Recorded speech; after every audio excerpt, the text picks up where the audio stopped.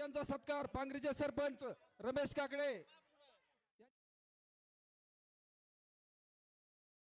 आजच्या या जाहीर सभेचं अध्यक्षस्थान आपल्या गावचे उपसरपंच सन्मान्य रियाज बागवान यांनी आजच्या या सभेचं अध्यक्षस्थान स्वीकारावं अशी मी त्यांना विनंती करतोय। आता जी शाजिदस यांनी सूचना मांडली त्याला गावकऱ्यांच्या वतीने माझं पूर्ण अनुमोदन आहे। खाली बसून घ्या सगळे। आजच्या कार्यक्रमाला उपस्थित असलेले माननीय राजाभाऊ राऊत, माननीय रमेश बापू बारबोले यांना विनंती आहे की कृपया स्टेजवर या।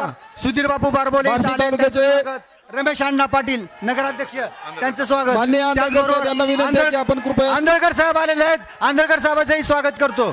त्याचबरोबर पानगाव,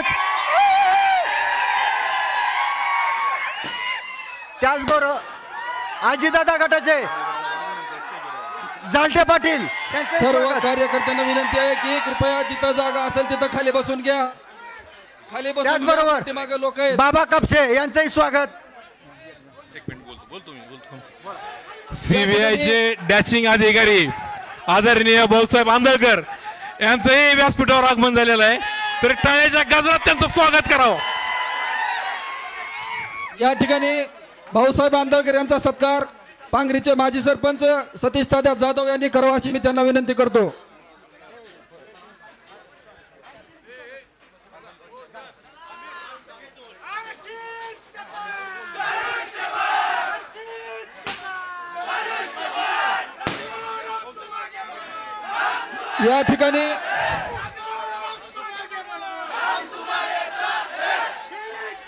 या ठिकाणी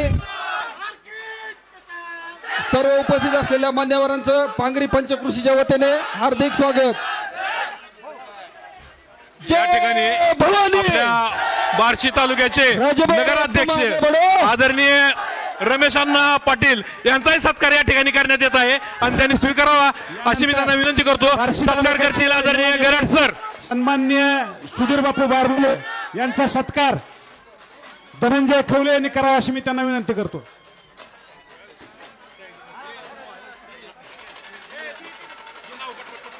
या ठिकाणी मान्यवरांचा सत्कार होत आहे।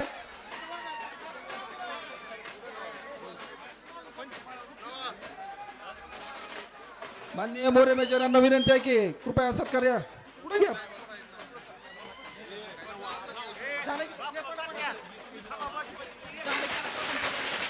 यानंतर आपल्या पांगरी गावामध्ये सोसायटीत कर्तव्यदक्ष सेक्रेटरी म्हणून काम केलेले कुंडलिक भाऊसाहेब यांचा या ठिकाणी सत्कार करण्यात येत आहे। सत्कार करतील सुहास तात्या देशमुख। बाळू मेजर सत्कार कर। आपल्या बार्शी तालुक्याचे आदरणीय नेते सुधीर बारवले यांचा या ठिकाणी सत्कार होत आहे। सत्कार करतील बाळासाहेब मोरे मेजर।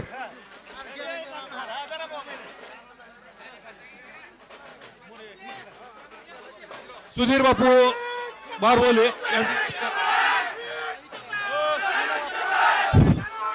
बाबा कापसे यांचा सत्कार सतीश जाधव करू। या ठिकाणी अमित रसाळ यांचा सत्कार सुहास देशमुख यांनी करावा अशी मी त्यांना विनंती करतो।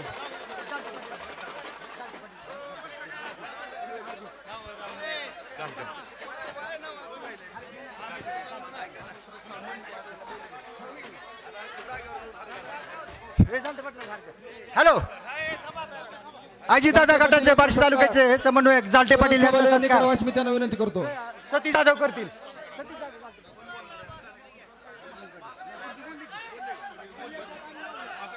या ठिकाणी बार्शी तालुक्याचे नेते आजच्या वकील साहेबांना प्रचार सभेत प्रस्तावित करावे। आजच्या राजाभाऊ राऊत यांच्या प्रचार सभेची सुरुवात माननीय आपले ॲडव्होकेट अनिल पाटील हे प्रस्तावित करतील, त्यांनी ते करावं अशी मी त्यांना विनंती करतो। कृपया खाली बसून घ्या, पाठीमागे भरपूर माणसं आहेत, त्यांना पण सगळं दिसायला पाहिजे। सगळं अनिल काकडे यांनी स्टेज कडे यावे। हम तुम्हारे साथ हैं। आदरणीय राजाभाऊ राऊत सन्माननीय व्यासपीठ बंधू आणि भगिनीनो, सर्व येणाऱ्या- कार्यकर्त्यांना विनंती आहे की कृपया बसून घ्या. पाठीमाग आपलेच कार्यकर्ते बंधू माग उभा आहेत ते. खाली बसून घ्या. येणाऱ्या 20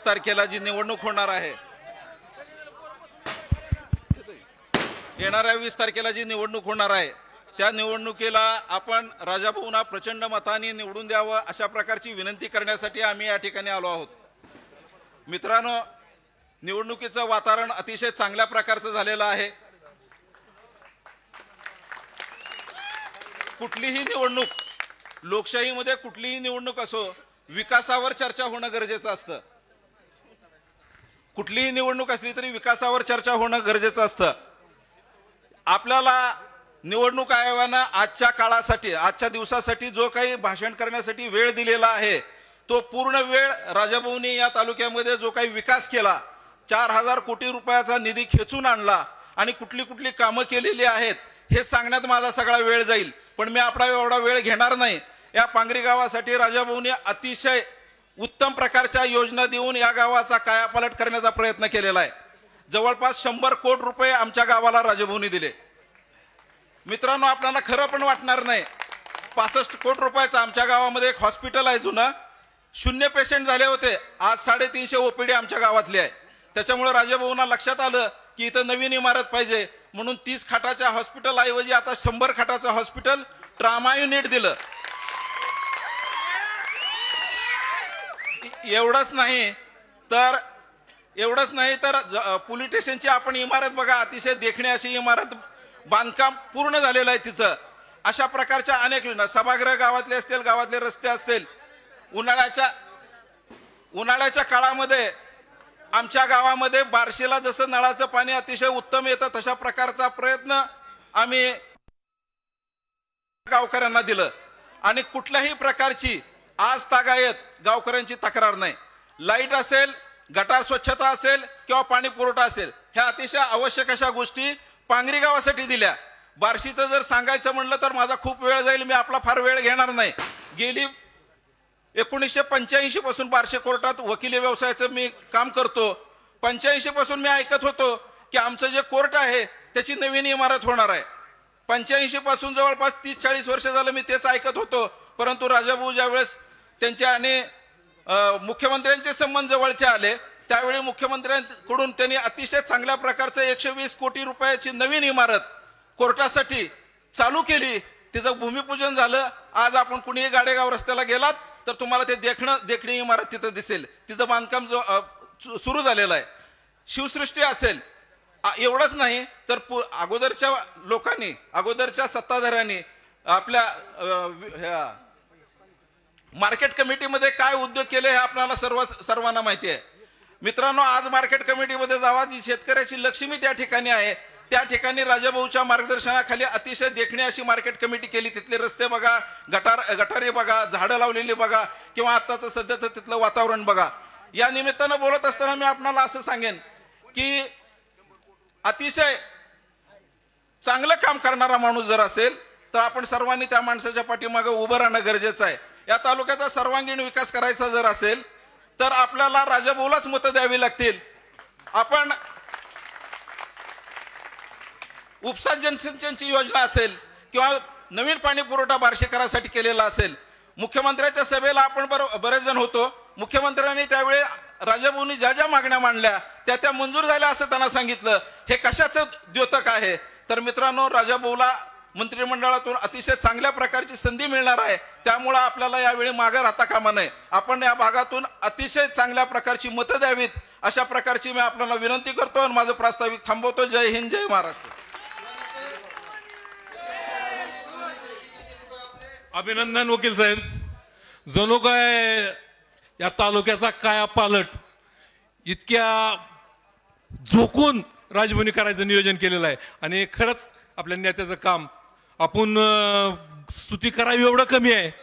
तर यानंतर आदरणीय सुधीर बापू बारबोले यांनी आपले विचार मांडावे अशी मी त्यांना विनंती करतो.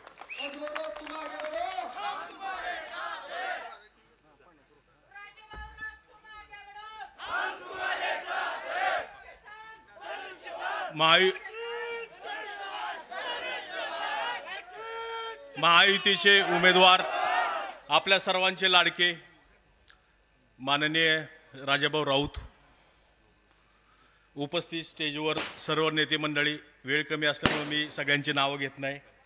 उपस्थित पांगरीतील सर्व ज्येष्ठ नागरिक, सर्व युवा कार्यकर्ते व राजाभाऊ प्रेम करणारे विविध भागातून आलेले सर्व राजाभाऊ प्रेमी, मी पहिल्यांदा प्रश्न विचारतो की किती हजार मतांनी निवडून द्यायचं आपल्या राजाभाऊंना? 25,000.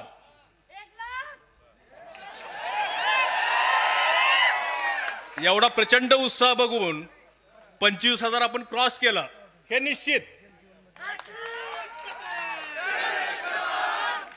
आता या निमित्ताने मी सांगू इच्छितो, मी काय जास्त वेळ घेणार नाही. गेल्या 30 वर्षातलं विरोधकाचं काम आणि राजाभाऊचं ह्या 5 वर्षातलं काम हे बघणं गरजेचं आहे. आपल्याला लोकांसमोर जायचंय, आपला विकास आपण काय केलाय हे दाखवून आपल्याला मतं घ्यायची आहेत. आणि विकासाच्या पाठीमागं संपूर्ण बार्शीकर खंबीरपणानं उभा आहेत. मी या प्रसंगी आपल्याला ग्वाही देतो. आता ग्रामीण भागात वाटतंय की शहरात काय होईल.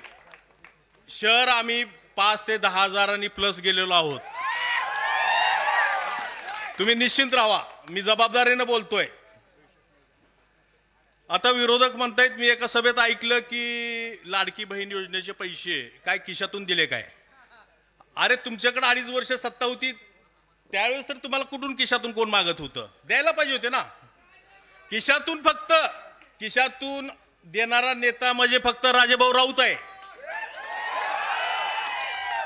शहरातल्या सगळ्या जयंत्या बघा, शिवाजी महाराजांच्या राहू द्या, डॉक्टर बाबासाहेबांच्या राहू द्या, विविध जाती धर्माचे सगळे कुठले उत्सव असतील, फक्त खिशात हात घालणारा एकमेव महाराष्ट्रातला नेता म्हणजे राजाभाऊ राऊत आहेत. तुम्ही कधी विरोधकाला सांगतो की तुम्ही कुठल्याही ह्याला, ती आगळगावात म्हणलं होतं की करंगुळी तुम्ही सुई नाही केलं, त्याच्यामुळे तुम्ही काय विकास करणार आहेत. त्याच्यामुळे या निमित्ताने सांगतो की राजाभाऊच्या पाठीमागं आपण खंबीरपणानं उभं राहणं गरजेचं आहे. त्याला कारण आहेत. सर्व जाती धर्माला घेऊन जाणारा नेता म्हणजे राजाभाऊ राऊत आहे. आणि विकासाचं जर बघितलं की महाराष्ट्रामध्ये 288 मतदारसंघामध्ये सगळ्यात जास्त निधी खेचून आणणारा एकमेव आमदार म्हणजे राजाभाऊ राऊत आहे. आता पांगरीमध्ये मला बोलणं थोडं गरजेचं होतं. पांगरीमध्ये आमचे नातेवाईक आहेत, गरड सर आहेत, चव्हाण आहेत, लाडे आहेत, भरपूर कंपनी आहे. त्यांना सांगू इच्छितो की ब्रँड बारबोले राजाभाऊ राऊता बरोबर आहे. सगळ्यांनी मी आवाहन करतो, मी पुन्हा स्पेशल येऊन सगळ्यांची गाठी घेईल. आता ते पाहुणे रावळे ह्याचं राजकारण गेलं, आम्ही सगळे मिळून आहोत. एकीनं आपल्याला सगळ्यांना राहायचंय आणि आपण खंबीरपणानं राजाभाऊच्या पाठीमागं उभा राहाल. मी या प्रसंगी आपणाला आवाहन करतो, विनंती करतो आणि तमाम जनतेला मी सांगू इच्छितो की राजाभाऊ सारखा बार्शी तालुक्याला मिळालेला हिरा आपण गमवू नका. निश्चितपणानं येणाऱ्या 5 वर्षामध्ये राजाभाऊ आमदार झाले ही काळ्या दगडावरची रेग आहे. येणाऱ्या 5 वर्षामध्ये बार्शी तालुका काय अपलट होतंय हे आपण सगळे बघणारच आहोत. आपण ह्या निमित्ताने सांगतो की आपण राजाभाऊच्या पाठीमागं खंबीरपणानं उभा राहा आणि हजारोच्या मतांनी त्यांना मताधिक्य देऊन विजयी करा. एवढं बोलून मी माझे 4 शब्द संपवतो. जय हिंद, जय महाराष्ट्र.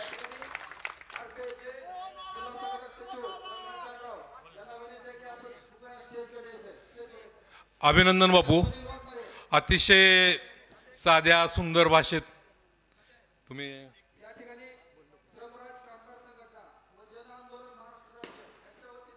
यांच्या हजारो कामगारांचा राजाभाऊंना जाहीर पाठिंबा. अध्यक्ष सुनील पाठिंब्याचं पत्र घेऊन येत आहेत. ते सुनील वाघमारे, श्रमिक राज कामगार संघटना व जन आंदोलन महाराष्ट्र राज्य अध्यक्ष सुनील वाघमारे राजाभाऊंना पाठिंबा देत आहेत. यानंतर बार्शी नगरपालिकेचे माजी नगराध्यक्ष आदरणीय रमेश अण्णा पाटील साहेब यांना विनंती करतो की त्यांनी आपले विचार मांडावे. या ठिकाणी यानंतर बार्शी नगरपालिकेचे माजी नगराध्यक्ष माननीय रमेश पाटील सर यांना विनंती आहे की कृपया आपले विचार व्यक्त करावेत.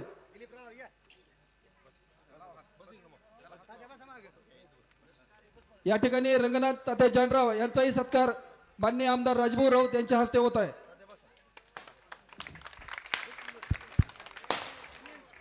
आज आपले नेते आपले उमेदवार आदरणीय राजभाऊ राऊत यांच्या प्रचाराच्या निमित्तानं या पांगरी गावामध्ये होत असलेल्या सभेसाठी उपस्थित असलेले या गावातील सर्व राजभाऊवर प्रेम करणारे माझे आपले सर्व मतदार बंधू आणि भगिनींनो, तुमचा आत्ताचा जोश बघितल्यानंतर पांगरीतून फक्त लीड किती मिळणार आहे एवढाच विषय बाकी राहिलेला आहे असं या ठिकाणी मला वाटतं. 30 ते 35 हजारांना राजभाऊ येते. मित्रांनो, हे निवडणूक अत्यंत महत्त्वाची निवडणूक आहे. हे निवडणूक आपण विकासाचा मुद्दा घेऊन आज आपण या निवडणुकीच्या सामोरे जात आहे. परंतु गेले 6 टर्म तेव्हा जे आपल्या विरोधक आमदार होते हे आता 9व्यांदा आपल्यासमोर उभा आहेत आणि इतके वर्ष त्यांनी सत्ता भोगून देखील या निवडणुकीमध्ये प्रचाराला त्यांच्याकडे कुठलाही मुद्दा नाही. फक्त आपल्याला नावं ठेवणं, टिंगल करणे, विनोद करणे, विकासावर एकही मुद्दा त्यांच्या स्टेजवर असलेला एकही वक्ता विकासावर आज बोलू शकलेला नाही. ही सगळ्यात दुर्दैवाची बाब आहे. मित्रांनो, आपले राजभाऊ ज्या ज्या सभेमध्ये बोलत असतील त्यावेळेस राजभाऊंना 1-1 तास त्या ठिकाणी विकासावर बोलतात आणि सगळ्या सभा झाल्यानंतर सुद्धा आम्ही म्हणतो भाऊ हा एक मुद्दा राहिला, हा एक मुद्दा राहिला. म्हणजे असंख्य कामं प्रचंड कामं त्या ठिकाणी आपल्या राजभाऊंनी केलेले आहेत. म्हणून एका बाजूला निष्क्रिय आणि एका बाजूला क्रियाशील अशा प्रकारचा फरक या ठिकाणी आपण लक्षात घेतला पाहिजे. 4.5 वर्ष हा आपला विरोधक घराच्या बाहेर देखील पडला ना आपल्या सर्वांना माहीत आहे. कुणाच्या संपर्कात सुद्धा नाही. लोकसभेची निवडणूक झाली आणि त्यावेळची कारणं वेगवेगळी होती. काय आपल्या तालुक्यातून आपल्या विरोधी खासदाराला मतदान जास्त पडलं आणि ह्या लोकांना झोपलेल्या माणसाला जाग आली आणि आता आपला बी काय ते नंबर लागतो काय की. परंतु तशी परिस्थिती नाही. हे मतदान करणारे तुम्ही आम्ही सगळेच होतो. त्याची कारणंसुद्धा वेगळी होती हे आपल्याला सगळ्यांना माहीत आहे. मित्रांनो, राजभाऊ या तालुक्यासाठी सगळ्यात महत्त्वाचा मुद्दा मी आपल्या सर्वांना सांगू इच्छितो की शेवटी एका तालुक्याचा असू द्या, कुठल्या गावाचा असू द्या, त्याचं परिवर्तन, त्याचा विकास व्हायचा असेल तर सगळ्यात महत्त्वाचं आपलं जे काम असतं ते म्हणजे पाणी असतं. पाणी असल्याशिवाय आपल्या गावाची, आपल्या शेतीची प्रगती होऊ शकत नाही. म्हणून राजभाऊनं सर्वात जास्त लक्ष केंद्रित केलं ते सगळं पाण्यावर केलं. बार्शी उपसा सिंचन योजना गेल्या 28 वर्षापासून रखडली होती. आपणा सर्वांना माहीत आहे 700 कोटीची प्रशासकीय मान्यता मिळाली. त्यातल्या 350 कोटीच्या आज कामं चालू आहेत आणि 50-60% मित्रांनो कामं सुरू झालेली आहेत. ही बाब साधी नाही. एका 2.5 वर्षामध्ये जवळपास आपल्याला 4000 कोटीचा असा आपला निधी मिळालेला आहे. आणि पाण्यावर परत त्याबरोबर साठवण तलावाच्या बाबतीत सुद्धा आपण माहीत आहे जवळजवळ 37 साठवण तलाव भाऊने त्या ठिकाणी पाझर तलावाचं रूपांतर साठवण तलाव, ही स्वतःची कल्पना आहे भाऊंची. महाराष्ट्रात एकमेव आमदार आहे. कारण भूसंपादन करण्यासाठी लागणारा वेगळा पैसे त्यासाठी लागणार नाही, शासनाला जास्त खर्च येणार नाही. परंतु पाणी वाढलं पाहिजे, पाणी साठवून क्षमता वाढली पाहिजे आणि त्या ठिकाणी ओलिताखाली येणारं क्षेत्रसुद्धा वाढलं पाहिजे. आणि प्रत्येक शेतकऱ्याला त्या ठिकाणी पाण्यापासून आपल्या शेती त्या प्रकारे कशा प्रकारे चांगली उत्पन्न घेऊ शकाल या दृष्टीनं राजभाऊने साठवण तलावाला सुद्धा त्या ठिकाणी प्राधान्य दिलेलं आहे. म्हणून माझ्या मित्रांनो, आपल्या तालुक्याचं भवितव्य जर बदलायचं असेल, हा प्रगतीचा आलेख असाच कायम ठेवायचा असेल तर तुम्हाला राजभाऊला खंबीरपणे आपण साथ दिली पाहिजे. मला खात्री आहे आता जे माझे वयोवृद्ध उभं म्हणले 35 ते 40 हजार अशा ज्येष्ठ माणसाला आतून ज्यावेळेस बोललं जातं ना त्यावेळेस ते शब्द खरा होत असतो. मित्रांनो, याच पांगरीमध्ये आपण बहु निवडून आल्यानंतर एक विजय सभा आपण निश्चित घेऊ आणि त्या ठिकाणी ज्यांनी आपल्या भाऊवर टीका केली त्यांना सडेतोड उत्तरं देऊ. आता काय ज्याला आपण खासदार केलं, हा ती त्याला तसं म्हणल्यामुळे ती माझ्यावर काल तुटून पाडला 2 ठिकाणी बोललाय. तुम्हाला सगळ्याला सांगू, करू भाऊ खुलासा करू का? भाऊ कुठे करू का खुलासा? मित्रांनो, तुम्हाला आता ह्यातला काही जी मुलं, तरुण मुलं आहेत, व्हॉट्सअप फेसबुक वापरतात, त्यांना बऱ्यापैकी माहिती आहे, बाकीच्याला माहीत नाही. हरकत नाही, आता ओपन झालं म्हणलं सांगायला काय हरकत नाही. विषय असा झाला होता, आगळगावला आपल्या प्रचाराचा शुभारंभ होता. रणवीर भाया आपल्या मार्केट यार्डातून 1000 विद्यार्थ्यांची बाईक रॅली काढली होती. आपल्याला आगळगावला जायला रस्ता तो एकच होता. जात असताना माहीत असताना त्या सोपळच्या बंगल्यासमोर काय 4-5 पोलिस घेऊन त्या उमेदवाराचा थोरला भाऊ, त्याचं वय वर्ष 77 आहे, आणि खुर्ची टाकून येणाऱ्या जाणाऱ्या माणसाला तो खुन्नस देत होता. रणवीर भैया आल्यानंतर सुद्धा त्याला ज्या पद्धतीने हातवारी केले ती तुम्हाला मी माईकवर सुद्धा सांगू शकत नाही. अशा पद्धतीने विचित्र अशा, म्हणजे ज्याचं वय आजोबाच्या वयात आहे, ह्या माणसाला या वयात सुद्धा भाऊ त्याला बुद्धी नाही. आणि मग टी व्हीला फक्त दाखवलं गेलं एक की आपल्या रणवीर भैयानं आपल्या तरुण पोरांनी त्या ठिकाणी जोशपूर्ण गोंधळ घातला म्हणून. मार्केट यार्डापासून निघाल्यापासून माझा मुलगा रोहित आणि रणवीर भैया एकाच गाडीवर होते. माझा मुलगा मागं, रणवीर पुढे होता. रणवीर भैयाला आपल्या त्या थोरल्याला बघितलं की मुळातच टाळकं हलतंय. त्याला एकच माहिती आहे, माझ्या बापाला सगळ्यात जास्त त्रास ह्या लोकांनी दिला आहे, ही सापडली की सोडणार नाही. आणि नेमकं त्याने तीच चूक केली आणि रणवीर भाईला राग सहन झाला नाही. मित्रांनो, रणवीर भाई ज्यावेळेस हातवारी करत होता, गाड्या उभा केल्या आणि मग त्याला आपले रणवीर भाईच्या स्टाईलमध्ये त्यांना चालू केलं. मग ती बघता ती आत गेला. आत गेल्यानंतर मग माझ्या मुलानं त्याला काय केलं, भैया खाली बस, जाऊ द्या, आत गेला, खाली बस. थोडी समजायची भूमिका घेतली, हरकत नाही, ते चुकला असं, खाली बस. पण रणवीर भाईच्या डोक्यात जे राग होता, तुनं माझ्या मुलाला तू गप रे म्हणून प्रेमानं असं पाठीमागं मारलं. आणि विरोधकांनी ती फक्त तेवढीच क्लिप काढली आणि तीच व्हायरल केली. आणि रमेश अण्णाच्या मुलाला रणवीर भाईनं मारलं म्हणून सांगितलं. मित्रांनो, मी अत्यंत स्वाभिमान आहे. मी माझ्या मुलाला आणि सांगतो, आधी महत्त्वाचं, आम्हाला कुणालाच काय माहीत नाही. सभा संपली, रात्री 1 वाजता मी जेवण कुठे मिळणार नाही म्हणून खांडविल्या एका हॉटेलला मी जेवायला गेलो. 12:15 साडेबारा वाजले असतील. आणि 12:45ला पहिला मला फोन कोणाचा आला असेल तर रणवीर भाईचा आला. व अण्णा असं असं झालं म्हणले, आणि ती क्लिपमध्ये विरोधकांना व्हायरल केली. मी म्हणलं काय झालं भैया? काय नाही, मला बी कळलं नाही म्हणलं, ज्योसमध्ये म्हणले, आम्हाला आठवलं बी नाही, माहिती बी नाही, रोहितला माहीत नाही. सभा संपली, आम्ही बी आलो, घरी जेवलो, आम्ही आपापल्या घरी गेलो. आत्ता घरी बघितलं तर माझ्या असाचे क्लिप गेले. मी रोहित भाईला पाठीमागं हळूच चापड मारली होती जोशमध्ये. आपण म्हणतो का नाही धराधरी म्हणल्यानंतर गबस गबस करतो का नाही, त्यातला प्रकार झाला. मित्रांनो, काही कारण नाही, त्याला निमित्त झालं आणि सगळ्या तालुक्यात त्याने आमची बदनामी करण्याचा प्रयत्न केला. परंतु तो रणवीर भैया अत्यंत निर्मळ मनापासून त्याला मला सांगितलं की मला घडलेली गोष्ट सुद्धा माहीत नाही. तितक्याच प्रामाणिकपणे म्हणलं, भैया तू गोष्टीकडे लक्ष देऊ नको, विरोधक कुठल्या ना कुठल्या गोष्टीचं भांडवलच करत असतात, आपण त्या गोष्टीकडे दुर्लक्ष कर, तू सुद्धा मनाला काय लावून घेऊ नको. मी तर अजिबात मनाला लावून घेत नाही. अरे जर तसं केलं असतं ना, मी बी खानदानी लेकरू आहे, मी पण ह्या स्टेजवर थांबलो नसतो, लक्षात ठेवा. पण तसं घडलंच नाही.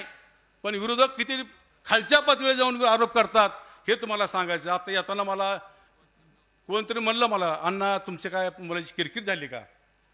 आता नाव आठवण नाही, कोण म्हणलं होतं भैया आपला?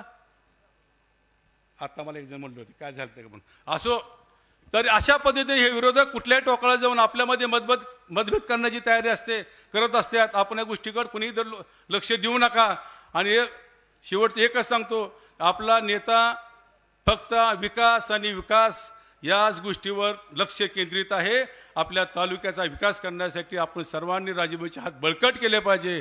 म्हणून मी आजी सर्वांना हात जोडून विनंती आहे, राजूभाऊला या ठिकाणी आपण आपलं चिन्ह आहे धनुष्यबाणासमोरचं बटन दाबून राजूभाऊंना प्रचंड मताने विजय करावं अशा प्रकारची विनंती करतो आणि माझे 2 शब्द संपतो. जय हिंद, जय महाराष्ट्र. काका काटे तसेच अजय दराड यांना विनंती आहे की कृपया स्टेजवर यायचं आहे। शिराळ्याचे गोकुळ पाटील यांचा या ठिकाणी राजभाऊ राऊत या गटात प्रवेश होत आहे, त्यांना विनंती आहे की कृपया या स्टेजकडे या। सोलापूर जिल्हा अखिल भारतीय मराठा महासंघाचे अध्यक्ष अमितजी रसाळ, त्याचबरोबर मनसेचे तालुका अध्यक्ष अमितजी रसाळ यांचा मनसेमधून आपल्या राजभाऊ राऊत गटात शिवसेनेमध्ये जाहीर प्रवेश।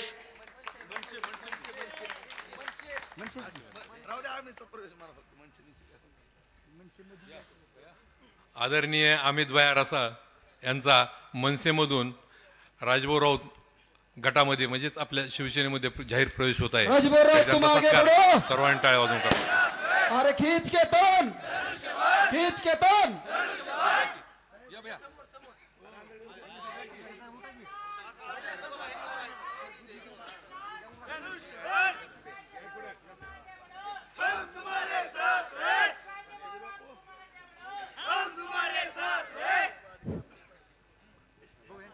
गोळेवाडीचे माजी सरपंच अजय दराडे यांनी स्टेजवर येण्याची कृपा करावी। तसेच शिराळ्याचे गोकुळ पाटील गोटू पाटील यांचा बी आज शिवसेनेमध्ये प्रवेश होत आहे। शिराळ्याचे गोटू पाटील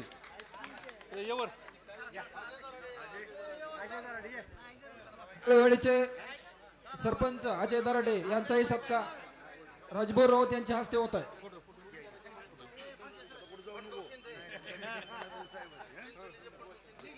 या ठिकाणी बार्शी तालुक्याचे ढाण्यावाग आंधळकर साहेब यांचा चुकून आमच्याकडून सत्कार। यानंतर आपल्या बार्शी तालुक्याचे शिवसेनेचे नेते आदरणीय भाऊसाहेब आंधळकर यांना विनंती करतो की त्यांनी आपले विचार मांडावेत।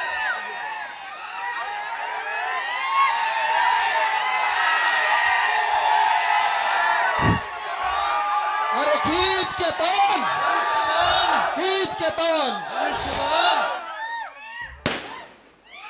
महाराष्ट्राची कुलस्वामिनी आई तुळजाभवानी, महाराष्ट्राचा जाणता राजा शिवछत्रपती, हिंदू हृदय सम्राट बाळासाहेब ठाकरे साहेब, घटनेचे शिल्पकार महामानव डॉक्टर बाबासाहेब आंबेडकर, फुले शाहू, अहिल्यादेवी होळकर, अण्णाभाऊ साठे, या भगवंत नगरीचं कुलदैवत बार्शीचं कुलदैवत भगवंत यांच्या चरणी नतमस्तक होतो आणि येडाईच्या चरणी तुळजापूरच्या चरणी नतमस्तक होतो। वास्तविक 2011 पासून आपण मला प्रेम दिलेला आहे, म्हणून हा उत्साह भाऊच्या नात्यानं या ठिकाणी आहे। आत्ताच भाऊनी मला भाषणाला उभा राहायच्या आधीच सांगितलंय जास्त काही बोलायचं नाही। मला वाटतं भाऊ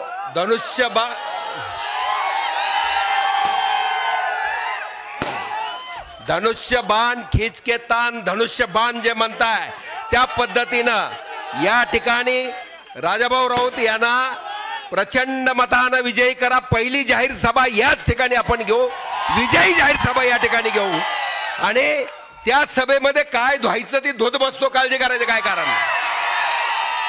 आज आपल्याला मतं पाहिजे आहेत, मतदानाला या ठिकाणी गालबोट लावण्याचा प्रयत्न आत्ताच रमेश पाटील साहेबांनी सांगितलं त्या पद्धतीने विरोधक करतोय। मित्रांनो, या ठिकाणी राजाभाऊ राऊतांची ताकद आपण पाहिलेली आहे, म्हणूनच आम्ही या व्यक्तीशी आम्ही सुद्धा इच्छुक होतो। या ठिकाणी पाहिलेलं आपण, तरी सुद्धा या भावाच्या भावाला खांदा लावून प्रचंड मताने या ठिकाणी विजय करण्यासाठी आम्ही या ठिकाणी आलेलो आहे। मुख्यमंत्री या ठिकाणी सक्षम आहेत आणि म्हणूनच राजाभाऊच्या हातामध्ये भगवा, हा भगवा मर्दाच्या हातामध्ये शोभतो, हा मर्दाच्या हातामध्ये शोभतो। खरी शिवसेना आज वंदनीय पूजनीय स्वर्गीय हिंदू हृदय सम्राट बाळासाहेब ठाकरे साहेब असताना जो लाड माझ्या राजाभाऊ राऊताचा त्यांनी केला, या ठिकाणी निष्ठावंत शिवसैनिक, हडामासाचा शिवसैनिक या ठिकाणी 2004 ला आमदार झाला आणि तो शिवसेनेमध्ये झाला। आज जी शिवसेना आहे ती माझ्या एकनाथ शिंदे साहेबाची या वाघाची आहे आणि त्या वाघाच्या शिवसेनेमध्ये या ठिकाणी राऊतांनी प्रवेश केल्यानंतर आपण पाहिलेला आहे 2014 ला त्यांना आपण आशीर्वाद दिला होता. म्हणजे त्या भगवन मैदानावरती याला सभा विरोधकाला का घेता येत नाही? त्याला त्या ठिकाणी पितळ उघडं पडेल म्हणून या ठिकाणी सभा घेत येत नाही. कालची सुद्धा सभा या ठिकाणी बाहेरून भाड्याच्या आणलेल्या लोकांची सभा झालेली आहे. धाराशिव, उस्मानाबाद, कळंब, तेर, ढोके आणि या ठिकाणी निरेटिव्ह या ठिकाणी पसरवण्याचा प्रयत्न केला जातोय. मित्रांनो, मी उद्धव साहेबाला 12/11/2011 इथं कापसे आहेत, बाबा कापसे, दुपारची सभा उद्धव ठाकरे साहेबाची कालच्याच तारखेला झाली 12/11/2011 आणि काल तारीख होती 12/11/2024. एका आंधळकर, एक शिवसैनिकाचा घरदाराचा संसाराचं वाटोळं केलं यांना आणि आता ह्याचं वाटोळं बंगल्याचं केल्याशिवाय हा राहणार नाही, एवढं नक्की आहे. आणि मित्रांनो, आमचा आमदार हा पाणीदार आमदार आहे, विकास रत्न आहे. या ठिकाणी 4000 कोटीच्या वरती निधी या ठिकाणी आणला गेलेला आहे. आणि आता लाडकी बहीण योजना, मुख्यमंत्री लाडकी बहीण योजना वगैरे आत्ताच रमेश पाटील साहेबांनी सांगितलं, काय खिशातनं पैसे देता का नाही? आज विकासाच्या माध्यमातून या ठिकाणी गव्हर्नमेंटला पैसा येतो. त्यातून 1500चे किती करणार, 2021चे काय करणार ते मुख्यमंत्र्यांनी सांगितलेलं आहे. ते काय खिशातनं देत नाहीत, परंतु एकच शब्द वापरतो राजाभाऊची माफी मागून, कारण तुम्हाला खिशातनं पैसा द्यायची सवय मोडलीम आणि चौफुल्यामध्ये लागलेली आहे. त्यामुळे हा प्रॉब्लेम आहे. जास्त बोलत नाही, तेवढंच बोलतो. आणि या ठिकाणी पुढे जायचं आहे. पुढची सभा आहे, पुढची सभा आहे.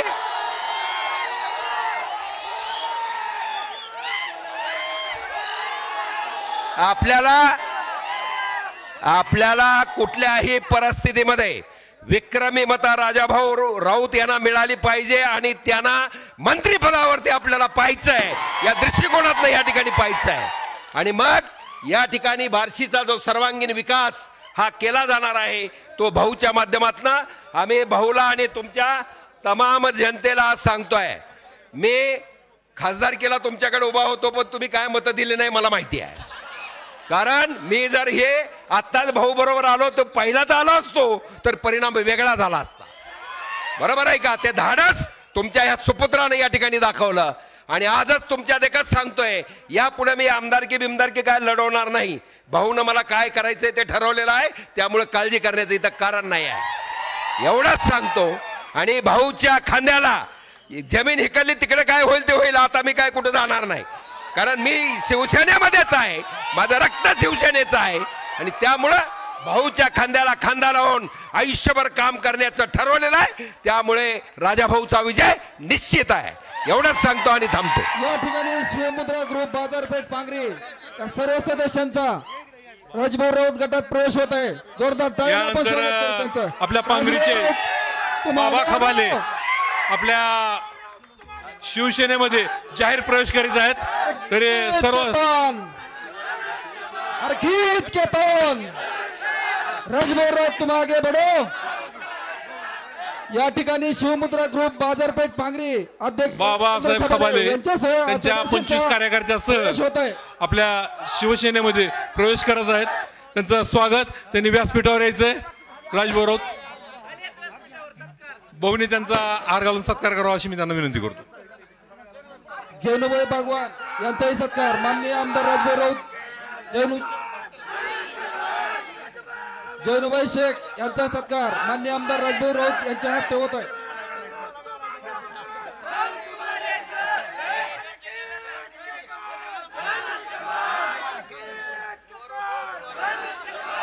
राजभाऊ राऊत हॅलो. मागे बढो. सर्व कार्यकर्त्यांना विनंती आहे की ज्या आपल्या लाडक्या नेत्याची आतापर्यंत वाट पाहत होतो की आपल्या बार्शी तालुक्याचे ढाण्या वाघ आणि हरित क्रांतीचे जनक आदरणीय राजाभाऊ राऊत यांना विनंती करतो की त्यांनी आपले विचार मांडावेत. राजभाऊ राऊत तुम आगे बढो. राजभाऊ राऊत तुम आगे बढो. अच्छा, खींच के तोन.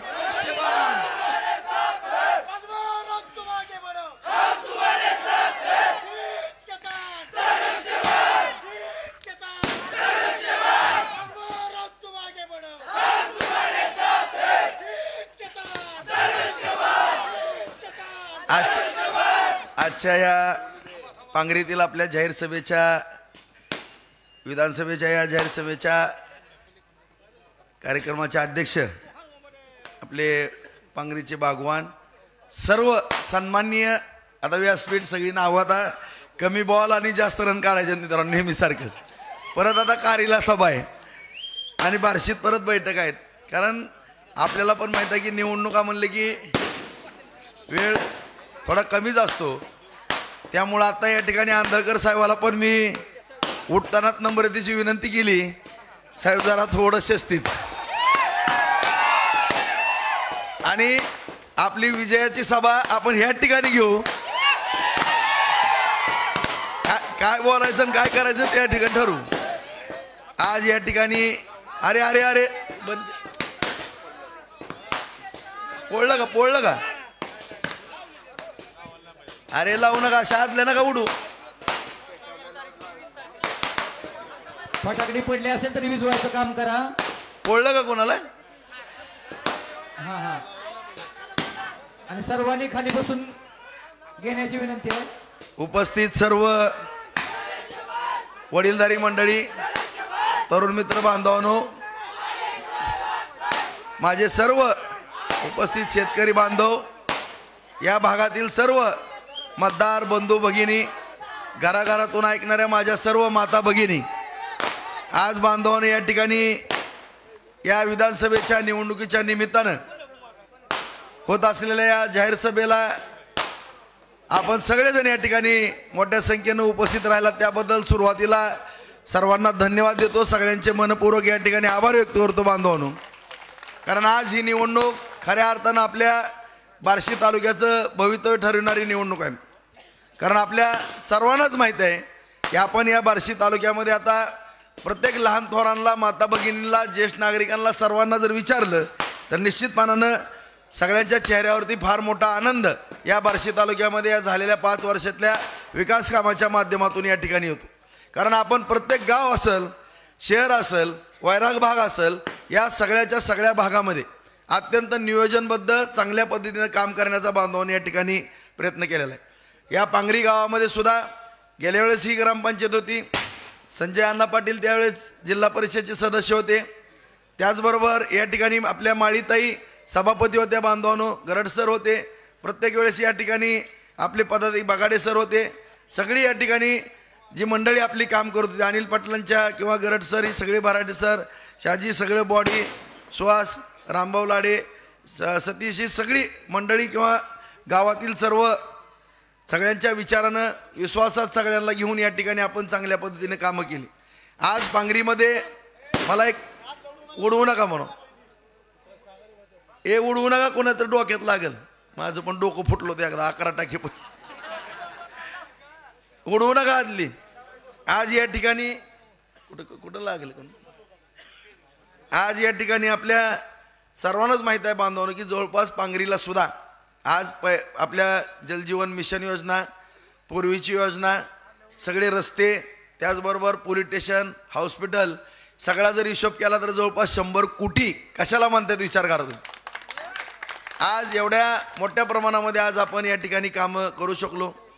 आज बार्शी तालुक्यामध्ये, संपूर्ण तालुक्यामध्ये जर बांधवांनो पाहिलं तर निश्चितपणानं या ठिकाणी आपण उपसा सिंचन योजनेच्या माध्यमातून 700 कोटीची मान्यता आणली, 350 कोटीच्या निविदा काढल्या, त्याचीही कामं चालू आहेत. आज साठवण तलावाच्या माध्यमातून सुद्धा जवळपास 37 साठवण तलाव या ठिकाणी आपण बार्शीला मंजूर केले. 35 साठवण तलावाची कामं बांधवांनो चालू आहेत. फक्त 2च तलावाची अडचण येते, ती एक म्हणजे चिंचोली, जी आपल्या पांगरीशी निगडीत आहे.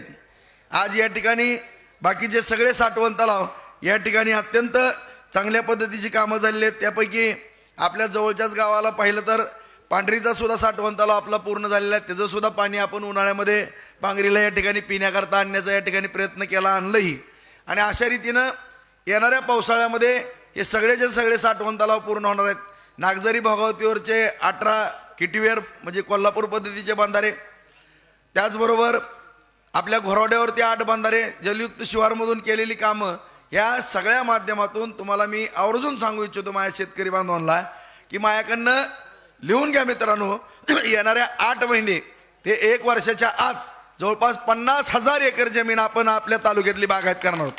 अशा रीतीनं माझ्या सगळ्या शेतकरी बांधवांना या ठिकाणी दिलासा देण्याचं काम करणार आहोत. आजही मी पांगरीतल्या माझ्या सर्व या पंचक्रोशीतल्या माझ्या बांधवांना शेतकरी बांधवांना मी सांगू इच्छितो की ममदापूरची मंडळी आली असतील किंवा सगळीकडली पांढरी असेल किंवा पुढं डाळे पिंपळगाव वगैरे हा परिसर आहे, हिंगणी आहे, जवळगाव आहे, आपलं कळमवाडी आहे, त्याचबरोबर कोरेगावचा तलाव आहे, आपला पाथरीचा तलाव आहे, पाथरीची पण आली असतील या ठिकाणी सगळीजण.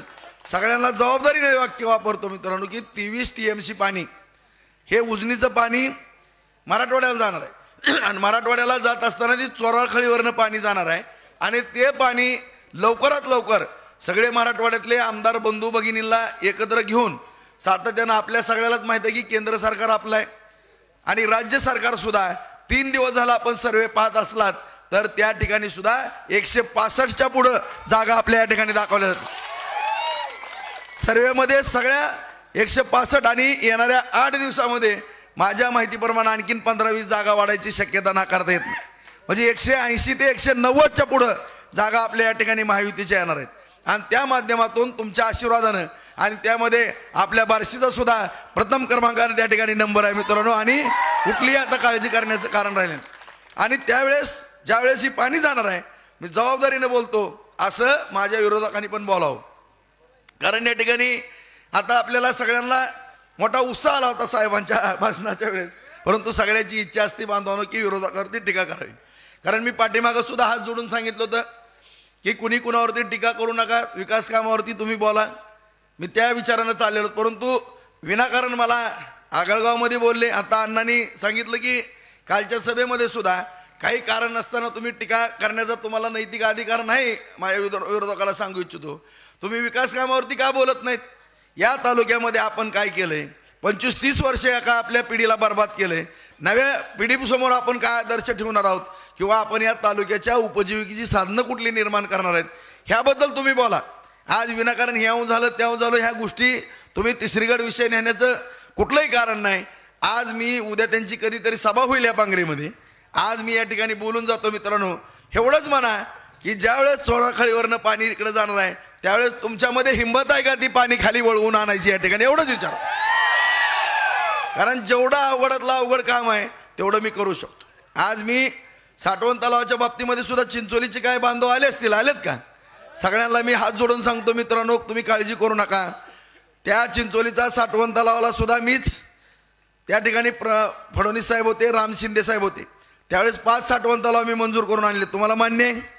चिंचोलीचा आणला, रौळगावचा आणला, सुरडीचा आणला, मालेगावचा आणला आणि संगमनेरचा आणला, बरोबर आहे. 5ची ऑर्डर एकाच वेळेस काढलेल्या होत्या. फक्त त्या ठिकाणी तो रस्ता डायव्हर्शन जो करायचा आहे त्या रस्त्याला 40 कोटी रुपये लागतात आणि 40 कोटी रुपये जर त्यामध्ये निधी ॲड करायचा म्हणलं तर त्याला त्या मापदंडामध्ये बसत नाही. ती साईट आपली रद्द होईल. तसं जर करायचं म्हणलं तर तसं करता येत नाही, कारण एक जर गोष्ट केली तर राज्यामध्ये तो नियम लागू होतो. आता उदाहरणार्थ एक सांगतो की एखाद्या जर कुठल्या बाबीमध्ये सरकारनं निर्णय घेतला आणि ते त्याच सारखी गोष्ट असेल आणि ते काम करा म्हणून सरकारला कोणी पत्र दिलं आणि ते केलं नाही, जर कोणी हायकोर्टात गेलं तर त्या पद्धतीनं कामं करावं लागतील. त्याच पद्धतीनं जे साठवण तलावाला बजेट पडत असतंय त्या बजेटच्या जादा पैसे त्या ठिकाणी जात असल्यामुळं त्या ठिकाणी अडचण येते. त्यामुळं आता आपला हा लातूर रस्ता पूर्ण केलेला आहे, तुम्हाला मान्य आहे, सगळा डांबरी केलेला आहे, कारण तो कॅन्सल होत होता. परंतु सगळ्या रस्त्याला आंदोलनं होऊ लागली, गुडघ्या एवढे खड्डे पडले होते, म्हणून हा रस्ता आपण 140 कोटीचा रस्ता केला आणि खऱ्या अर्थानं लातूर ते टेंभुर्णी हा मार्ग 4 पदरी होणार आहे. तुम्हाला तेही माहीत आहे. माननीय गडकरी साहेबांनी लातूरच्या सभेमध्ये सांगितले त्याचा DPR तयार झालेला आहे. मी ताबडतोब पाठपुरावा करून त्या रस्त्याचं डायव्हर्शन करून कसल्याही किमतीत राजेंद्र राऊताचा शब्द आहे साठवण तलाव करून दाखवणार, म्हणलं की दाखवणार. तुम्ही अजिबात काळजी करू नका की ज्या विरोधकांनी माझ्याबद्दल तिथं काड्या खावत्या त्यांना तुम्ही एवढंच विचारा, अरे मी नारळ सुद्धा आणखीन फोडलेला नाही तिथला, माहित आहे ना तुम्हाला.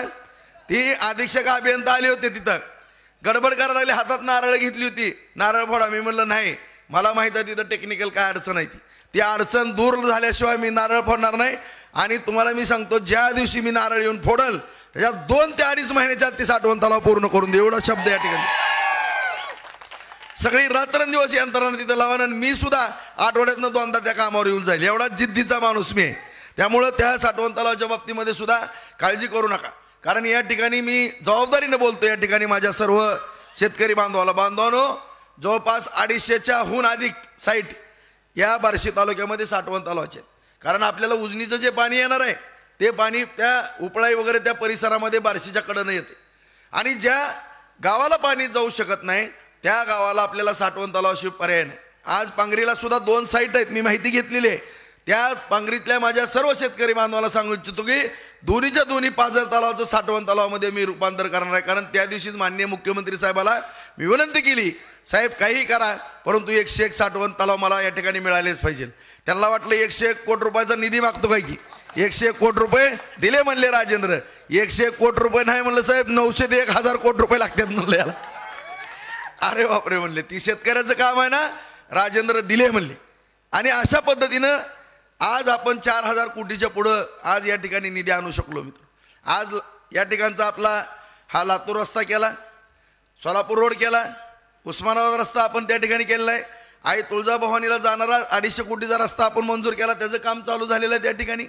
आज अशा रीतीनं संपूर्ण तालुक्यामधले सगळे एकामेका गावाला जोडणारे मुख्यमंत्री सडक योजना, पंतप्रधान सडक योजना, PWDच्या माध्यमातून पूल असतील, रस्ते असतील, सगळे केलं.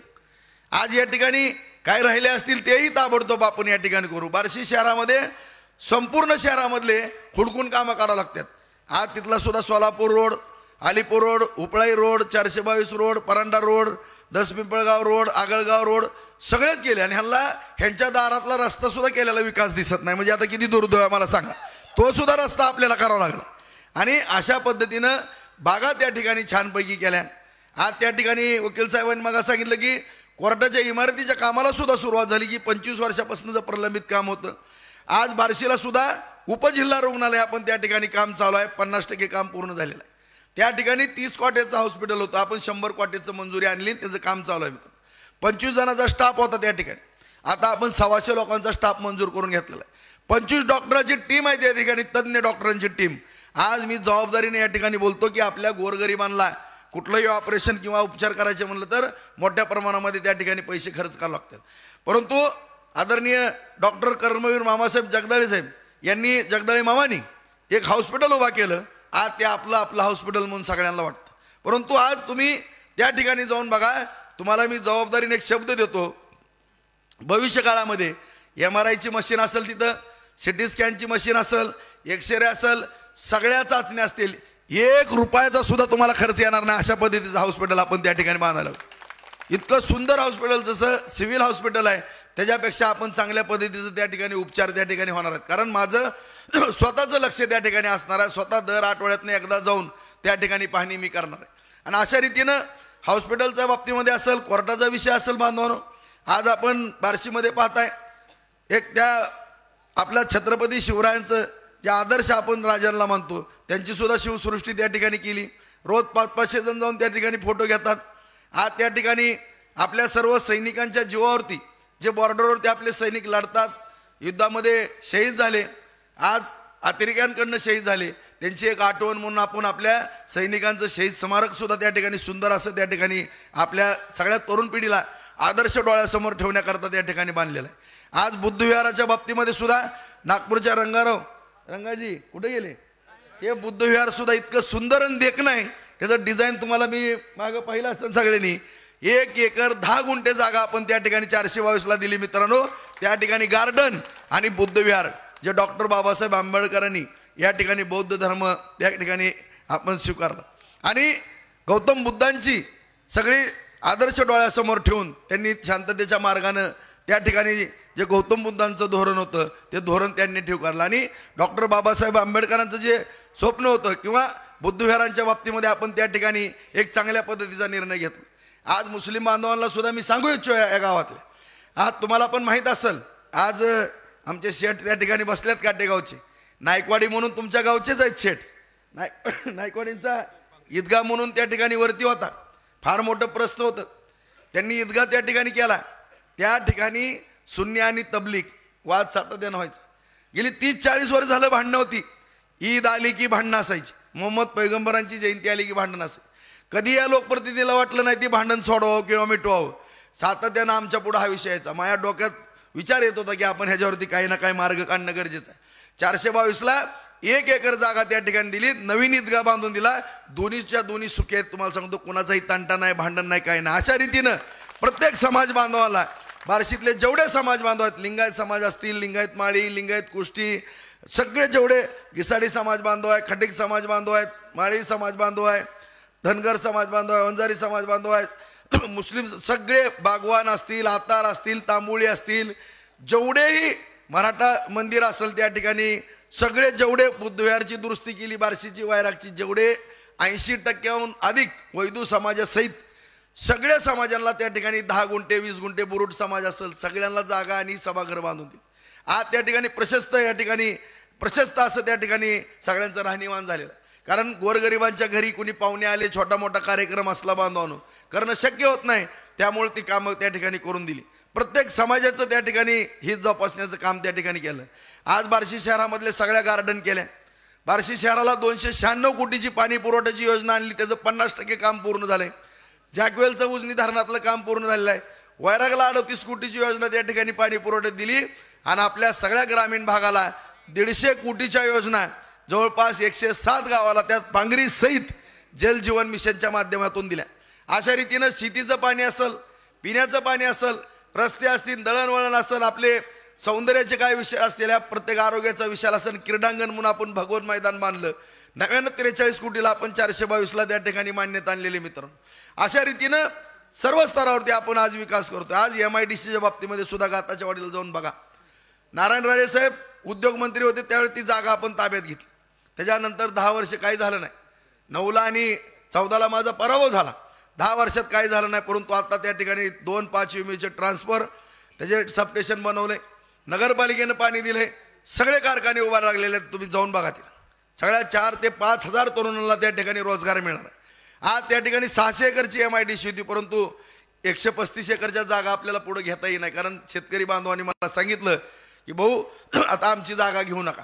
त्यामुळे मी वैरागला संतनाथ सहकारी साखर कारखान्याची 243 एकर जागा आहे. मित्रांनो, 283 एकर होती, परंतु 40 एकर जमीन विकून त्या ठिकाणी काही बँकेतले पैसे भरले गेलेले आहेत. एक 10 कोटी रुपयाचं कर्ज बँकांचं राहिलेलं आहे. त्या ठिकाणी जवळपास 180 एकर जमीन आपण MIDCला त्या ठिकाणी देणार आहोत. त्या वैराग भागामध्ये सुद्धा एक MIDC असेल आणि संतनाथ कारखाना जो ह्या पापी माणसानं बंद पाडला तो पुन्हा एकदा कारखाना चालू करण्याच्या दृष्टिकोनातून आपण प्रयत्न करतो. तोही कारखाना सहकाराच्या माध्यमातून आपण करतो. कारण एवढं पाणी 50,000 एकर जमीन बागायत होते म्हणल्यानंतर आपल्या तालुक्यात मोठ्या प्रमाणामध्ये ऊस होणार आहे. त्यामुळे तो कारखाना चालू करणं गरजेचं आहे. कारण तोही कारखाना बंद पाडला, हाही कारखाना बंद पाडला, हे नीत येऊन आर्यन कारखाना काढला, बँकेला 320 कोटीला लुटलं, बँक बुडवली. मित्रांनो, सगळ्या शेतकऱ्यांचे 30 कोटी रुपये बुडवले, 18 कोटी रुपयाचे शेअर सगळ्याचे घेतले तेही बुडवले. आणि अशा रीतीनं बँकेच्या बाबतीमध्ये सुद्धा बट्ट्याबोळ केला.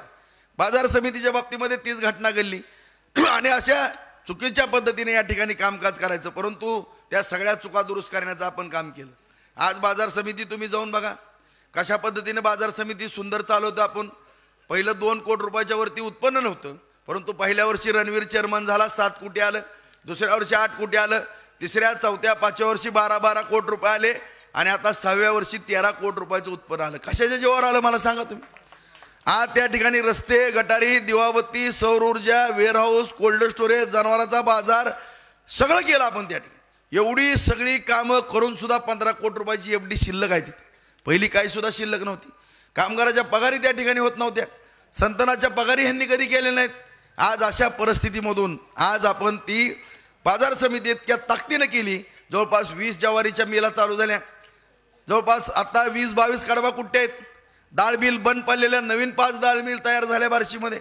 गांधी मालकानं सोयाबीनचा प्लॅन्ट केला, आणखीन 3 सोयाबीन प्लॅन्ट तयार होणार आहेत. त्याकरता मी काय उद्योगपतींना त्या ठिकाणी सहकार्य करतोय आणि त्यांच्या माध्यमातून आज आणखीन बार्शीला जवळपास पहिला एक आता 500 टनाचा आणि आणखीन 500 टनाचे त्या ठिकाणी असे 4 सोयाबीनचे प्लॅन्ट या ठिकाणी बांधून होणार. त्यामधून काय होणार आहे, आज मालधक्का सुद्धा त्यामधून चालू होणार आहे. रेल्वेचा ब्रॉडगेजचा मालधक्का चालू झाल्यानंतर रोज एक वॅगन पूर्ण 40 ते 50 डब्याची वॅगन रोज भरून DOC आपल्या इथनं जाणार आहे. अशा रीतीनं त्या ठिकाणी सुद्धा रोजगार मिळणार आहे. वाहनाला 400 400 500 500 वाहनाला काम मिळणार आहे. या ठिकाणी रोजगार उपलब्ध करणं या ठिकाणी खऱ्या अर्थानं लोकप्रतिनिधीची एक जबाबदारी असते. पाणी आणणं, शेती भिजवणं हे लोकप्रतिनिधींना कामं करायची असतात. परंतु दुर्दैवानं या तालुक्यामध्ये टिंगल टवाळीशिवाय काय झालेलं नाही मित्रांनो. आणि अशा रीतीनं संपूर्ण तालुक्यामध्ये आज विकास कामं करत असताना प्रत्येक गावाला 2 कोटी 3 कोटी 5 कोटी 10 कोटी 20 कोटी असा निधी दिला. आणि आज तुम्ही आणला का कधी निधी? आज मला फक्त 10 वर्ष मिळाली. 10 वर्षातली खऱ्या अर्थाने 2.5 वर्ष मला सत्तेतली चांगली मिळाली. नाहीतर माझ्याकडे कधी सत्ता होती? आयुष्यभर विरोधी पक्षात काम करण्याची वेळ आमच्यावरती आलेली होती. परंतु 6 टर्न तुम्ही आमदार होता, 2 टर्न तुम्ही मंत्री होता. तुम्ही काय केलं? आज एवढं तालुक्याचं वाटोळ केलं आहे. फक्त टीका, टिंगल टवाळी, भांडं लावणं, कुचकं बोलणं ह्याच्याशिवाय ह्यांना काही येत नाही मित्रांनो. कारण या ठिकाणी बोलण्यासारखं कुणाला तोंड नाही. आम्हाला तोंड नाही का? काही आम्ही बोलू शकतो. आता ही खासदार काही बोलायचा संबंध आहे त्याचा? तुम्हीच किती जणाला सांगत होतो मी हातापाया पडू पडू. ह्याला म्हणलं ही मलाच म्हणतोय राजूभाऊ थोरला भाऊ आहे, थोरला भाऊ आहे म्हणला. आणि आपलाच कार्यक्रम करायला निघाला. बघा आता तुम्हीच बघा आता द्यायची का पुढच्या वेळेस मतं त्याला? आता तू ये म्हणा पुढच्या लोकसभेला, बघू म्हणा कसं असतंय. आता तुझं खरं रूप कळलं. पोटात शिरला माझ्या पोटात शिरला मित्रांनो. काल आता अण्णांनी आज विषय काढला म्हणून मी बोलतो. आता रणवीर आणि रोहित सख्या भावाच्या वरचं प्रेम आहे ना त्या दोघांमधलं. तुम्हाला सांगतो इतक्या एका जीवानं पोर राहतात. चुकून असं करतानाही झालं त्याचा व्हिडिओ व्हायरल करायचा. अरे तुम्हाला लाज वाटायला पाहिजे. जी मुलं स्वतः गाडीवर आली, स्वतः गेली, सगळं त्यांच्या लक्षात परत आलं. त्या लहान मुलांना सुद्धा तुम्ही ज्यांना आणखीन लग्न जरी झालेली असली त्यांची तरी एक थोडं आणखीन त्यांच्या एवढं ही आहेत का ती? आज त्या ठिकाणी तुम्ही कशा पद्धतीने अश्लील चाळे केले त्या ठिकाणी बंगल्याच्या समोर बसून कशा पद्धतीने तुम्ही वागता. आता आम्ही कसे विचार आहेत? आता साहेबांनी धू असा धुतला असता की त्याला पळताभुई थोडी झाली. पण मी हात जोडतो साहेबाला. साहेब हात जोडतो, काय बोल नका. तुमची काळजी मलाच घ्यायची पाळी यायला लागली. इतकी काळजी करतो म्हणजे मला विचार करा त्यांची सुद्धा काळजी करणारा तुमचा आमदार आहे. मग विचार करा किती मी काळजी तुमची तर किती करत असेल. त्याच्यामुळे या ठिकाणी तुम्ही टीका टिप्पणी करण्यापेक्षा तुम्ही विकासाचं काय केलं ती सांगा. किंवा तुम्ही काय तुमच्याकडे काय विषय नाही, काय दृष्टी आहे पुढची तुम्ही सांगा. मी जसं आज सांगू इच्छितो की मी संतनाथ कारखाना चालू करूनच दाखवत असतो. आज बोललो मी, चला मी 2 MIDC आणखी नवीन करूनच दाखवणार. केंद्र सरकारच्या माध्यमातून एखादा मोठा उद्योग बार्शीला मी आणणार. मी जाहीररित्या बोलतो. आणि मी तुम्हाला सगळ्याला माहीत आहे बांधवांनो की मी कुठलीही गोष्ट बोलल्यानंतर तुमच्या साक्षीनं किंवा तुमच्या आशीर्वादानं सहकार्यानं मी या राजकारणामध्ये काम करतो. आणि या ठिकाणी बोललेल्या गोष्टी मी करून दाखवल्या. कुणी मला सांगू त्या गावात कुणी कॉम्प्युटरला फीड केलं, ही रस्ता करा केला, इथं बंधारा द्या दिला, भाऊ पाईपलाईन दिली, ही करा ती करा केलं. कुठलं काम ठेवतो आजच्या ऐवजी उद्या होईल, परंतु कुठलंही काम माझ्याकडनं राहणार नाही. त्या दृष्टिकोनातनं आज या बार्शी तालुक्याला गरज कशाची आहे? आज या ठिकाणी MIDCच्या आणखीन 2 मी मग एक सांगितलं की वैरागन उपळायला 2 MIDC आपल्या नवीन करतो. आणि या ठिकाणी जवळपास तिथं 4-5 हजार, तिकडं 4-5 हजार, इकडे 4 12 ते 15 हजार पोरांच्या हाताला काम मिळणार आहे. आज या ठिकाणी आम्ही निवडणुकीच्या माध्यमातून बघतोय मित्रांनो जवळपास 40,000 लोक आपल्या तालुक्यातली बाहेर आहेत. 40,000 ही काय भूषणाव गोष्ट आहे का आमच्या दृष्टीनं? नाही, ही काय आमच्या दृष्टीनं योग्य गोष्ट नाही. पिंपरी चिंचवड, पुणे, ठाणे, इचलकरंजी ह्या भागामध्ये जर लोक काय गावातली 300-400 लोक बाहेर आहेत, चांगली गोष्ट नाही आहे. कमीत कमी काही जी सेटल झाले ती ठीक आहे 72च्या दुष्काळापासून गेलेली, परंतु आता तरी हा लोंढा थांबणं गरजेचं आहे. आणि मला खात्री आहे की ज्यावेळेस 8 महिने ते 1 वर्षाच्या आत ही पाणी ज्यावेळेस उजनीचं या ठिकाणी सगळीकडे खेळन त्यावेळेसपासून हा जाण्याचा लोंढा थांबन आणि बाहेरची संख्या आपल्या बार्शीमध्ये ते आणून दाखवू शकतो मी. काही अडचण नाही. तुम्हाला सांगतो तुमची इच्छाशक्ती पाहिजे. आज बघा तुम्ही गावोगावी काय परिस्थिती आहे मित्रांनो. आज प्रत्येक आईवडिलाला आपल्या तरुण मुलांचं टेन्शन आहे. आज 25, 30, 35, 40 वर्षापर्यंत मुलं गेलेत. आज लग्नाच्या अडचणी आहेत. आज शेतकऱ्याची मुलगी असली तर शेतकऱ्याच्या मुलाला मुलगी देत नाही. परिस्थिती आहे का नाही सांगा तुम्ही मला. वस्तुस्थिती आहे आज ही प्रत्येक गावामध्ये. ही कधी बदलणार आहे? जोपर्यंत त्या शेतकऱ्याचं उत्पन्न वाढत नाही, जोपर्यंत त्या शेतकऱ्याचा एखादा बंगला चांगलं घर होत नाही, त्याच्या घरात गाडी उभारत नाही, तोपर्यंत त्या ठिकाणी आपल्या मुलांच्या बाबतीमध्ये अशाच अडचणी होणार आहेत मित्र. ह्याला दुसरा कुठला पर्याय नाही. ह्याला जमिनी बागायत करणं आणि उद्योग वाढवणं. आणि उद्योग वाढवायला लागलं तर माझ्यावर टीका करते. हीच उद्योग करायला लागले. अरे तू कर ना बाबा, तुला कोणी अडवलं? एक ना दड भाराबड चिंध्या तुम्ही हेरेमेट हॉस्पिटल बंद पाडलं, कॅन्सर हॉस्पिटलचं 3-4 केलं, संतनाथ कारखाना बंद पाडला, आर्यन कारखाना बंद पाडला, मार्केट कमिटीची अवस्था वाईट केली ती, बँक तुम्ही बुडवली. अशा सगळ्या जर तुम्ही संस्था बुडवत असाल किंवा बंद पाडत असाल, तुम्हाला उद्योगाची जर कलाच नसेल तर मला या ठिकाणी सांगा, तुम्हीच बँका बुडवल्या, आम्ही कुठं बुडवल्या का? आम्ही पण कर्ज घेतो, माझ्यावर पण 100 कोटीचं कर्ज आहे मित्रांनो. मी पण एवढे उद्योग केल्यात, कधी कोणाचा रुपया बुडवला नाही किंवा कुठल्या बँकेचं वन टाइम सेटलमेंट नाही किंवा कुठल्या बँकेची माझ्याबद्दल नोटीस नाही किंवा तक्रार नाही, कधी आमच्या आयुष्यात आम्ही केलं नाही. मग आम्ही या ठिकाणी उद्योग व्यवसाय मी करत असेल, माझी मुलं करत असतील किंवा काही उद्योगपतीला, उदाहरणार्थ आता गांधींना, दिलीप शेठ गांधीला 200 कोटीचा मी प्लॅन टाकायला लावला. माझ्या केवळ मी आधार दिला, तुम्ही काळजी करू नका, झोपेतनं उठून आम्हाला उठवा, आम्ही तुमच्या पाठीशी खंबीरपणानं उभारतो, ही शब्द दिला त्यांना. त्या बिचाऱ्यानं 200 कोटी रुपयाची गुंतवणूक केली. असं जर तुम्ही व्यापाऱ्याच्या पाठीशी उभारले उद्योगपतीच्या, तर उद्योग उभारतील. आणि जर उद्योगच नाही उभारले तर बार्शीत कशाला पोरं राहणार आहेत? जगायचं म्हणल्यानंतर त्याच्या आईवडिलाला किंवा कुटुंबाला सांभाळायचं आहे, भावाचं लग्न आहे, बहिणीचं लग्न आहे, ह्या सगळ्या गोष्टी, त्याला घर बांधायचं आहे, ह्या सगळ्या गोष्टी करायला त्याला बार्शीत जर रोजगार नाही मिळाला, बार्शीत जर काय अडचण आली, त्याला नाही इलाजानं तिथं मुंबई पुण्याला जावंच लागणार आहे. आणि अशा पद्धतीनं मग तुम्ही इतक्या दिवस तुम्ही सत्तेत होता, सहजासहजी तुम्ही गोष्टी करू, माझ्यापेक्षा तुमचं वजन जास्त होतं मला मान्य आहे, परंतु तुम्ही काय केलं? आज मी एक चान्स सोडतो का? आज शिंदे साहेब असतील, फडणवीस साहेब असतील, अजितदादा असतील किंवा कुठलाही मंत्री राहू द्या, डायरेक्ट मी फोन केल्यानंतर एका सेकंदात फोन उचलतात. प्रत्येकजण या ठिकाणी चिंचोलीला सुद्धा रात्री 12 वाजता फडणवीस साहेब मुख्यमंत्री असताना तुमचं त्यांचं बोलणं करून दिलं होतं. ही त्या ठिकाणी मी मिळवलेली पत आहे मित्रांनो. मी इतकी पत त्या ठिकाणी तयार केली की प्रत्येकाने आपला सन्मान केला आणि कुठलंही काम सांगितलं नाहीच म्हणलं नाही. आणि भविष्यकाळात सुद्धा असाच राहणार आहे. आता येणारे 5 वर्ष, हे 5 वर्ष तर आपल्या बार्शीच्या हिताच्या दृष्टिकोनातून आपल्याला अत्यंत महत्त्वाचे. कारण आज जर परिस्थिती पाहिली तर तुम्ही बघा, कोरोना काळापासून डॉक्टर मंडळींचे माझे चांगले संबंध आले, ताकदीने या ठिकाणी डॉक्टर लोक अत्यंत मोठी मोठी हॉस्पिटल व्हायला लागली. कुठल्याही डॉक्टरांच्या बाबतीमध्ये काय असलं तर धावून जातो, रात्रीचा दिवस त्या ठिकाणी काही काम सांगितलं तर मी मोडतच नाही. आता आणखीन मोठी 100 कोटीची 2 हॉस्पिटल बार्शीत होणार आहेत. आज या ठिकाणी व्यापाराच्या बाबतीमध्ये 35 30 तालुक्यातनं 30-35 तालुक्यातनं माल येऊ लागलेला आहे. इतकी मोठी बाजारपेठ आपल्याला झालेली आहे, कोट्यावधी रुपयाची उलाढाल होती. त्या बाजारात आल्यानंतर आपला बार्शीचा बाजार चालतो. शिक्षणाच्या बाबतीमध्ये सगळ्या शिक्षण संस्थांना आपण मदत करतो, त्यांच्या पाठीशी उभारतो. आज शिक्षणाच्या बाबतीमध्ये सुद्धा आपण पुढे चाललेलो आहे. अशा रीतीनं बार्शीची छान प्रगती झालेली आहे. त्यामुळं आपण सर्वांनी या ठिकाणी या निवडणुकीला गांभीर्यानं पाहणं गरजेचं आहे. आज तुमचा सुद्धा महायुतीच्या सगळ्या नेत्यांनी लाड पुरवलेला आहे. तुमची इच्छा काय होती? हे राजभाऊनं धनुष्यबाण घ्यावं, बरोबर आहे? बरोबर आहे का? आज माननीय मुख्यमंत्री साहेब, फडणवीस साहेब, अजितदादा तिघजण बसले, तिघांनी निर्णय घेतला.